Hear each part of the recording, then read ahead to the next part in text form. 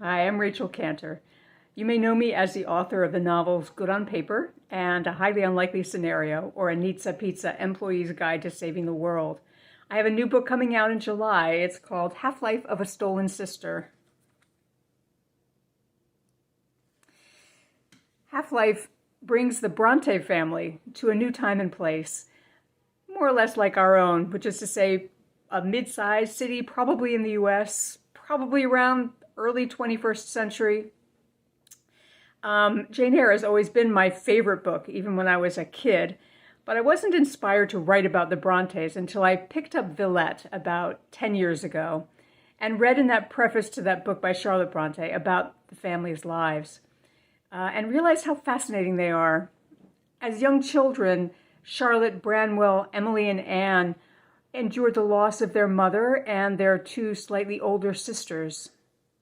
They wrote rollicking adventures together in the form of tiny books the size of postage stamps.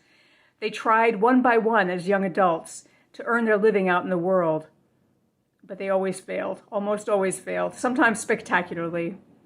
Charlotte dragged homebody Emily overseas to continue their education as Branwell started drinking and taking drugs.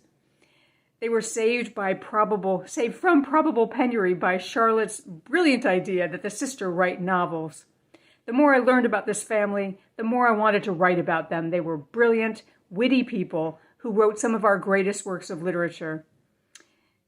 They collaborated, they squabbled, they loved each other, but no sooner were their most well-known books published than Branwell, Emily, and Anne died, all within a terrible 9-month period. What would Charlotte, the sole remaining surviving sister, do with all of that terrible grief? Charlotte was tiny. She was socially awkward. By the standards of her day, she was considered probably at the age of early 30s unmarriageable, and she was maybe not the most attractive woman in the world. She was not someone to give up anything without a fight, however. So how did she survive? How was it that in the last year of her life, she married against all odds and was, by all accounts, very happy?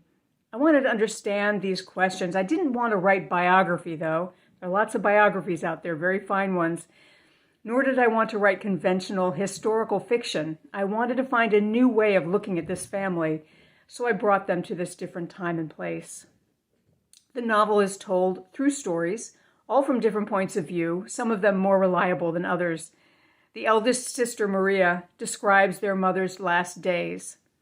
Papa, his wife, barely in the grave, advertises for a new wife on Match.com. Priggish Branwell gets caught drinking alcohol when he's supposed to be helping in the soup kitchen.